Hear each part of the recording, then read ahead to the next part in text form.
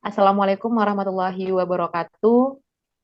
Kami dari kelompok 3 di mata kuliah pemahaman tentang peserta didik dan pembelajarannya akan membahas mengenai topik satu yaitu tentang teori belajar dan motivasi yang dibahas di dalam ruang kolaborasi. Adapun anggota di dalam kelompok 3 ini yaitu yang pertama ada Cut Masdianti, kemudian yang kedua ada Julani Syafitri, kemudian yang ketiga ada Melda Afrianti Saragi. Dalam hal ini yang menjadi moderator yaitu saya sendiri Julani Syafitri sekaligus presentasi pertama, kemudian ada Melda Afrianti Saragi sebagai presentasi kedua dan Cut Masdianti sebagai presentasi ketiga. Ya, selanjutnya untuk teori belajar dalam hal ini akan kami bahas tiga teori. Yang pertama yaitu teori behavioristik, kemudian yang kedua teori sosial kognitif, dan yang ketiga teori konstruktivisme. Nah, untuk teori behavioristik, teori ini yaitu perubahan tingkah laku sebagai akibat dari adanya interaksi antara stimulus dan respon.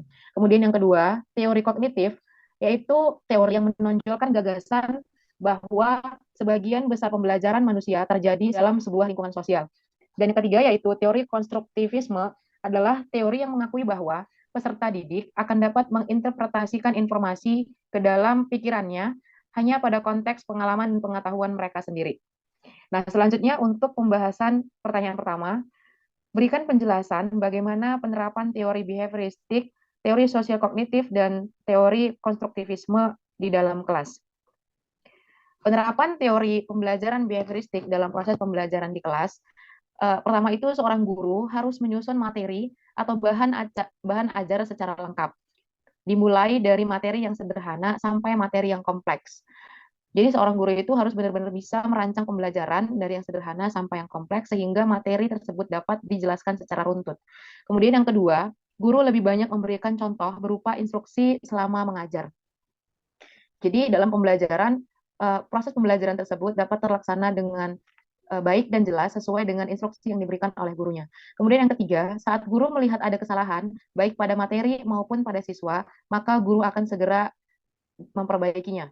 Selanjutnya, guru memberikan banyak drilling dan latihan agar terbentuk perilaku atau pembiasaan seperti yang diinginkan.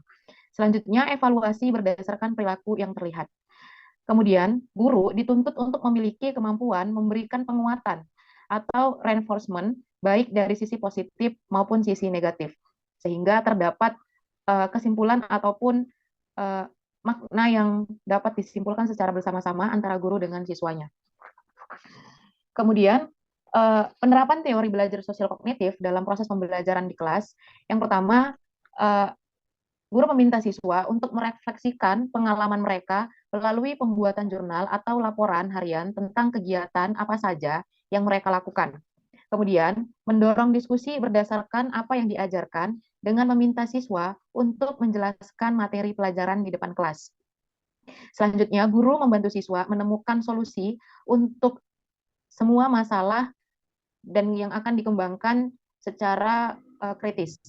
Kemudian guru meminta siswa untuk memberikan penjelasan tentang ide atau pendapat yang mereka miliki. Selanjutnya, guru juga membantu siswa dalam mengeksplorasi dan memahami bagaimana ide-ide bisa terhubung. Kemudian, meningkatkan pemahaman dan ingatan siswa melalui penggunaan visualisasi dan permainan dalam penyampaian materi. Nah, kemudian untuk penerapan teori belajar konstruktivisme dalam proses pembelajaran di kelas. Yang pertama yang harus dilakukan yaitu mendorong kemandirian dan inisiatif siswa dalam belajar. Dengan menghargai gagasan atau pemikiran siswa, serta mendorong siswa berpikir mandiri. Kemudian, guru mengajukan pertanyaan, terbuka dan memberikan kesempatan beberapa waktu kepada siswa untuk merespon dari apa yang telah ditanyakan oleh gurunya. Selanjutnya, mendorong siswa berpikir tingkat tinggi atau high order thinking skill. Guru yang menerapkan proses pembelajaran konstruktivisme akan menantang para siswa untuk mampu menjangkau hal-hal yang berada di balik respon faktual yang sederhana. Nah, selanjutnya, siswa terlibat secara aktif dalam dialog atau diskusi dengan guru dan siswa lainnya sehingga terjadi yang namanya interaksi. Dialog dan diskusi yang merupakan interaksi sosial dalam kelas yang bersifat intensif sangat membantu siswa untuk mampu mengubah atau menguatkan gagasan-gagasannya. Kemudian siswa terlibat dalam pengalaman yang menantang dan mendorong terjadinya diskusi. Dan yang terakhir, guru menggunakan data mentah, sumber-sumber utama, dan materi-materi interaktif. Proses pembelajaran yang menerapkan pendekatan konstruktivisme melibatkan para siswa dalam mengamati dan menganalisis fenomena alam dan dunia nyata. Selanjutnya akan disampaikan oleh Melda. Kepada Melda dipersilahkan.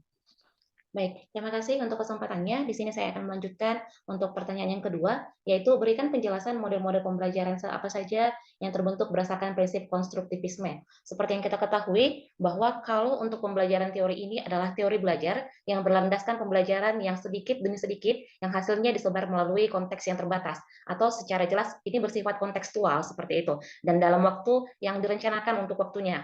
Bagaimana untuk teori penerapannya sudah dijelaskan oleh saudari Julie. Nah, untuk apa saja model-model yang termasuk dalam teori belajar ini? Yang pertama, ada beberapa ya. Yang pertama itu pembelajaran berbasis proyek, discovery learning, kemudian ada bermain peran dan simulasi bermainnya, kemudian pembelajaran kooperatif, pembelajaran kontekstual, belajar berdasarkan pengalaman sendiri atau self-directed learning, kemudian diskusi kelompok kecil dan pembelajaran kolaboratif.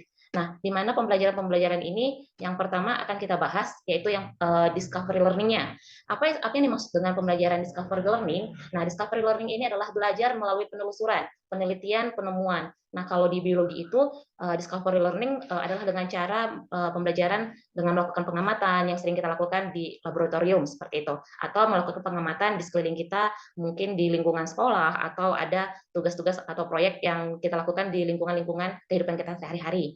Kemudian yang kedua, pembelajaran berbasis proyek. Nah, ini yang akan dituntut sebenarnya ya untuk program pendidikan kita saat ini, yaitu PJBL. Nah, apa sih sebenarnya yang menjadi arti dari pembelajaran berbasis proyek ini?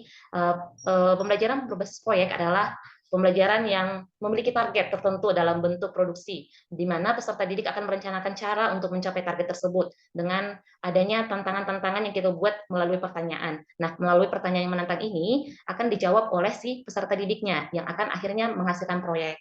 Setelah itu untuk metode pembelajaran yang lain yaitu belajar berdasarkan pengalaman sendiri atau self-directed learning. Pembelajaran ini adalah proses di mana inisiatif belajar dengan atau tanpa bantuan pihak lain yang dilakukan oleh peserta didik sendiri mulai dari mendiagnosis kebutuhan belajarnya sendiri, kemudian merumuskan tujuan, mengidentifikasi sumber, memilih, menjalankan strategi belajar dan mengevaluasi belajarnya sendiri. Jadi pembelajaran ini adalah berdasarkan apa yang ada di dalam dirinya sendiri.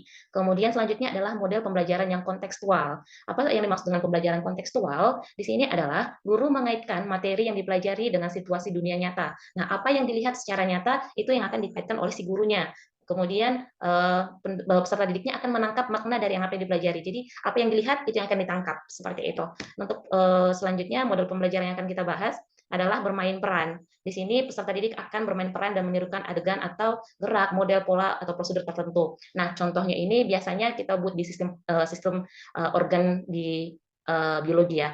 Contohnya itu sistem respirasi. Nah, kita buat saja peran dari si anak-anak ini, aku adalah hidung, aku adalah paru-paru, seperti itu. Ini yang akan membantu si anak atau peserta didik bisa memainkan perannya. Jika aku berfungsi sebagai organ ini, aku akan memiliki fungsi seperti ini. Jadi dia akan lebih memahami atau menguasai materi yang akan dipelajari. Kemudian untuk pembelajaran kooperatif. Nah, pembelajaran kooperatif ini sebenarnya banyak metodenya lagi. Nah, apa sih sebenarnya pembelajaran kooperatif? Pembelajaran kooperatif merupakan bentuk pembelajaran berdasarkan paham konstruktivismenya saja. Peserta didik berkelompok kecil dengan tugas yang sama, saling bekerja sama, dan membantu untuk mencapai tujuan bersama.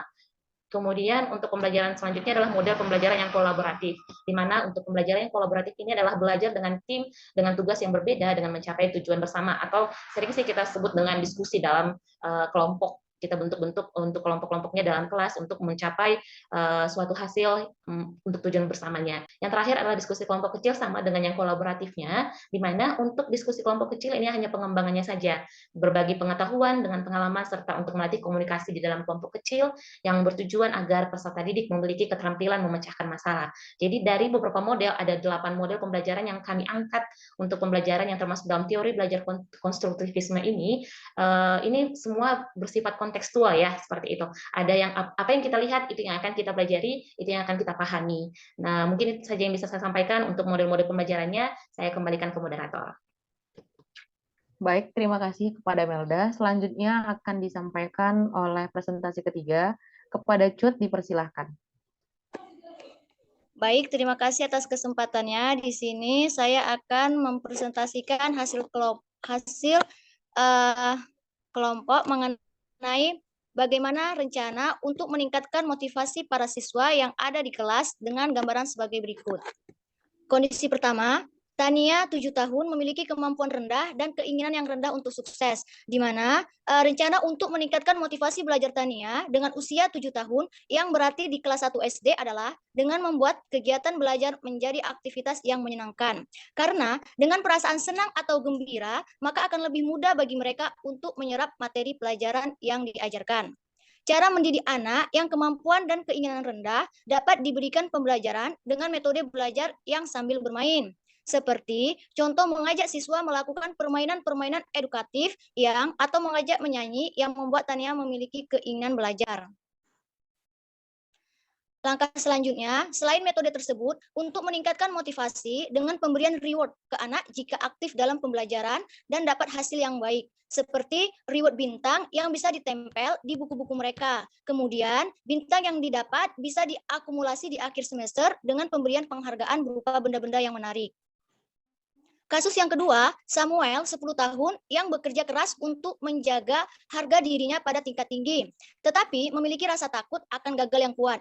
Di sini, cara memotivasi Samuel di mana kondisi masih di tingkat SD dengan keinginan tinggi, namun memiliki ketakutan adalah dengan menggunakan metode pembelajaran yang tepat dan bervariasi untuk meningkatkan kemampuan anak terhadap hasil belajarnya dan juga bisa menampilkan media-media pembelajaran yang interaktif dalam meningkatkan penguasaan materi terhadap anak.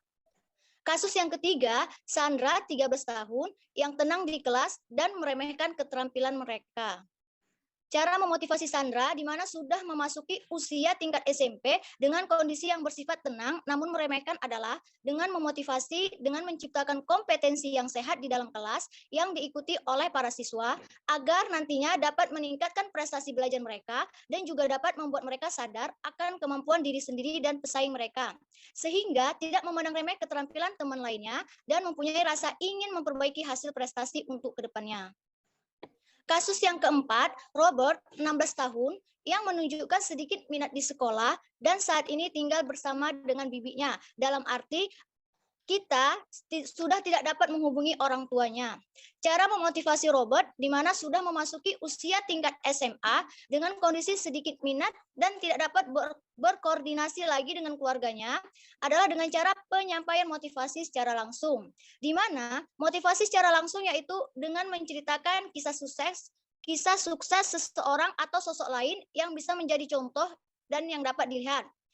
Saat mendengar kesuksesan orang lain, tak jarang mereka akan termotivasi untuk mengikuti jejaknya dengan memberikan pemahaman bahwa di luar sana banyak anak-anak yang hidup serba kekurangan, bahkan tanpa ada dukungan dari orang tua dan keluarga.